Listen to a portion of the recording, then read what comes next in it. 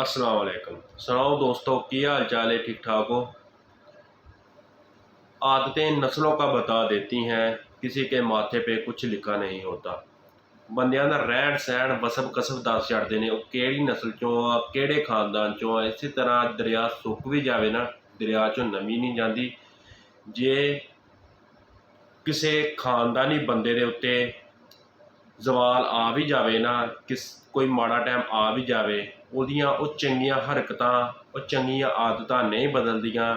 ਜੇ ਕਿਸੇ ਬਦਨਸਲੇ ਬਦਕਰਦਾਰ ਬੰਦੇ ਤੇ, ਗੰਦੇ ਖਾਨਦਾਨ ਦੇ ਬੰਦੇ ਤੇ ਚੰਗਾ ਟਾਈਮ ਆ ਵੀ ਜਾਵੇ ਨਾ, ਜਿੰਨਾ ਮਰਜ਼ੀ ਉਹ ਠੀਕ ਠਾਕ ਹੋ ਜਾਵੇ, ਉਹਦੀਆਂ ਚਵਲ ਹਰਕਤਾਂ ਉਹ ਨਹੀਂ ਬਦਲਦੀਆਂ।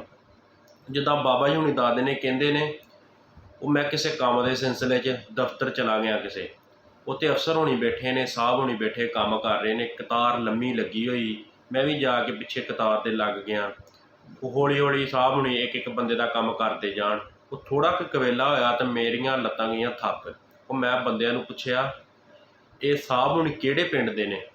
ਜਦੋਂ ਕਿਸੇ ਬੰਦੇ ਨੇ ਦੱਸਿਆ ਨੇ ਫਲਾਹ ਪਿੰਡ ਦੇ ਨੇ, ਉਹ ਦਿਲ ਬੜਾ ਖੁਸ਼ ਹੈ, ਸਾਹਿਬ ਹੁਣੀ ਤਾਂ ਮੇਰੇ ਪਿੰਡ ਦੇ ਨੇ। ਉਹ ਮੈਂ ਕਤਾਰ 'ਚੋਂ ਨਿਕਲਿਆ, ਅੱਗੇ ਗਿਆ, ਜਾ ਕੇ ਸਾਹਿਬ ਹੁਣਾਂ ਦੇ ਅੱਗੇ ਸ਼ਨਾਖਤੀ ਕਾਰਡ ਕੀਤਾ। ਮੈਂ ਕਿਹਾ, ਸਾਹਿਬ ਜੀ ਪਛਾਣਿਆ, ਮੈਂ ਤੁਹਾਡੇ ਪਿੰਡ ਦਾ, ਤੁਸੀਂ ਮੇਰੇ ਪਿੰਡ ਦੇ। ਉਹ ਕਿਹਾ, ਸਾਹਿਬ ਹੁਣਾਂ ਨੇ ਪਤਾ ਕੀ ਕਿਹਾ? ਉਹਨਾਂ ਨੇ ਕਿਹਾ, ਜਾ ਬਾਬਾ, ਜਾ ਕੇ ਆਪਣੀ ਲਾਈਨ 'ਚ ਲੱਗ ਜਗ੍ਹਾ 'ਤੇ ਖਲੋ। ਉਹ ਬਾਬਾ ਜੀ ਹੁਣੀ ਕਹਿੰਦੇ, ਮੈਂ ਬੜੇ ਮਾਣ ਨਾਲ ਆਇਆ ਸੀਗਾ, ਪਰ ਮੈਨੂੰ ਬੜੀ ਸ਼ਰਮਿੰਦਗੀ ਜਿਹੀ ਹੋਈ। ਇੱਕ ਹੁੰਦਾ ਵਾ ਬੰਦਾ ਕਹਿ ਸਕਦਾ ਵੀ ਬਾਬਾ ਜੀ ਜਾਓ ਆਪਣੀ ਉੱਥੇ ਕਤਾਰ 'ਚ ਖਲੋ, ਆਪਣੀ ਵਾਰੀ ਸਿਰ ਆਇਓ।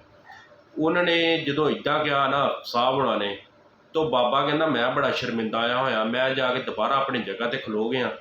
ਉਹ ਹੌਲੀ ਹੌਲੀ ਕੰਮ ਹੁੰਦਾ ਗਿਆ, ਮੇਰਾ ਨੰਬਰ ਆਇਆ। ਸਾਹਿਬ ਹੁਣਾਂ ਨੇ ਮੈਨੂੰ ਕਿਹਾ, ਚੱਲ ਬਾਬਾ ਸਾਈਡ 'ਤੇ ਹੋ। ਜਦੋਂ ਮੇਰੇ ਵੱਲ ਦੇਖਿਆ, ਉਹ ਮੈਂ ਸਾਈਡ 'ਤੇ ਹੋ ਕੇ ਬਹਿ ਗਿਆ। ਉਹ ਥੋੜ੍ਹਾ ਕੁ ਟਾਈਮ ਲੰਘਿਆ ਅਤੇ ਫਿਰ ਮੈਂ ਜਦੋਂ ਖਲੋਣ ਲੱਗਾ, ਫਿਰ ਉਹਨੇ ਇਹੀ ਗੱਲ, ਬਾਬਾ ਸਾਈਡ 'ਤੇ ਹੋ ਕੇ ਬਹਿ। ਜਦੋਂ ਥੋੜ੍ਹਾ ਜਿਹਾ ਟਾਈਮ ਲੰਘਿਆ, ਸਾਹਿਬ ਹੁਣਾਂ ਨੇ ਸਾਰਿਆਂ ਦਾ ਕੰਮ ਮੁਕਾਤਾ। ਜਦੋਂ ਮੈਂ ਪੁੱਛਿਆ, ਸਾਹਿਬ ਜੀ ਮੇਰੀ ਵਾਰੀ ਲੰਘ ਗਈ, ਮੇਰਾ ਕੰਮ ਕਦੋਂ ਕਰੋਗੇ? ਉਹ ਕਿਉਂ? ਸਾਹਿਬ ਹੁਣਾਂ ਨੇ ਪਤਾ ਕੀ ਕਿਹਾ? ਉਹਨਾਂ ਨੇ ਕਿਹਾ, ਤੈਨੂੰ ਮੈਂ ਬੜੀ ਚੰਗੀ ਤਰ੍ਹਾਂ ਜਾਣਦਾ। ਤੇਰੇ ਵਡੇਰੇ ਨਾ ਮੇਰੇ ਦਾਦੇ ਨੂੰ ਆਪਣੇ ਡੇਰੇ 'ਤੇ ਬਿਠਾਈ ਰੱਖਦੇ ਹੁੰਦੇ ਸਨ। ਉਹ ਜਦੋਂ ਬਾਬਾ ਹੁਣਾਂ ਨੇ ਇਹ ਗੱਲ ਸੁਣੀ ਨਾ, ਅਤੇ ਉਹਨਾਂ ਨੇ ਕਿਹਾ, ਲੈ ਤੈਨੂੰ ਮੈਂ ਬੜੀ ਚੰਗੀ ਤਰ੍ਹਾਂ ਜਾਣ ਗਿਆ, ਤੂੰ ਕਿਹੜੇ ਖਾਨਦਾਨ ਦਾ, ਕਿਹਦਾ ਪੁੱਤ, ਕਿਹਦਾ ਪੋਤਰਾ ਹੈ। ਤੇਰੇ ਇਹ ਬੰਦੇ ਦੇ ਮੈਂ ਮੱਥੇ ਵੀ ਨਹੀਂ ਲੱਗਣਾ ਚਾਹੁੰਦਾ। ਉਹ ਬਾਬਾ ਜੀ ਹੁਣਾਂ ਨੇ ਜਵਾਬਣ ਗਾਲ ਕੱਢ ਕੇ ਤੇ ਸ਼ਨਾਖਤੀ ਕਾਰਡ ਚੁੱਕਿਆ, ਜੇਬ 'ਚ ਪਾਇਆ, ਪਾ ਕੇ ਤੇ ਕਹਿਣ ਲੱਗੇ, ਮੈਂ ਇਸ ਨਤੀਜੇ 'ਤੇ ਪਹੁੰਚਿਆ ਵਾਂ, ਤੂੰ ਜਿੱਡਾ ਮਰਜ਼ੀ ਪੜ੍ਹ ਲਿਖ ਗਿਆ ਨਾ, ਜਿੱਡਾ ਮਰਜ਼ੀ ਤੂੰ ਵੱਡਾ ਅਫਸਰ ਬਣ ਗਿਆ, ਚੇਅਰਮੈਨ ਬਣ ਗਿਆ, ਪਰ ਉਹ ਤੇਰੇ ਵਿੱਚ ਉਹ ਕਮੀਆਂ ਵਾਲੀਆਂ ਹਰਕਤਾਂ ਨਹੀਂ ਜਾਂਦੀਆਂ। ਭਾਵੇਂ ਕੋਈ ਰਾਜਪੂਤ ਏ, ਰਾਈ ਏ, ਕਸਾਈ ਏ, ਨਾਈ ਏ, ਭੱਟੀ ਏ, ਮਹਿਰ ਏ, ਉਹ ਜਿੱਥੇ ਜਿੱਥੇ ਦਾ ਨਗ ਹੈ ਸੀ ਨਾ, ਰੱਬ ਨੇ ਉਹਨੂੰ ਉੱਥੇ ਉੱਥੇ ਹੀ ਘੱਲਿਆ। ਕੋਈ ਮੈਂ ਕਿਸੇ ਜ਼ਾਤ ਬਰਾਦਰੀ 'ਤੇ ਮਾਣ ਨਹੀਂ ਕਰਦਾ, ਹਾਂ ਕਿ ਉਹ ਕੋਈ ਇੱਜ਼ਤ ਦੇ ਕਾਬਲ ਹੈ ਵੇ, ਉਹ ਹੈ ਸਈਦ ਜ਼ਾਤ। ਬਰਤਰੀ ਦਾ ਮਿਆਰ ਤਕਵਾ।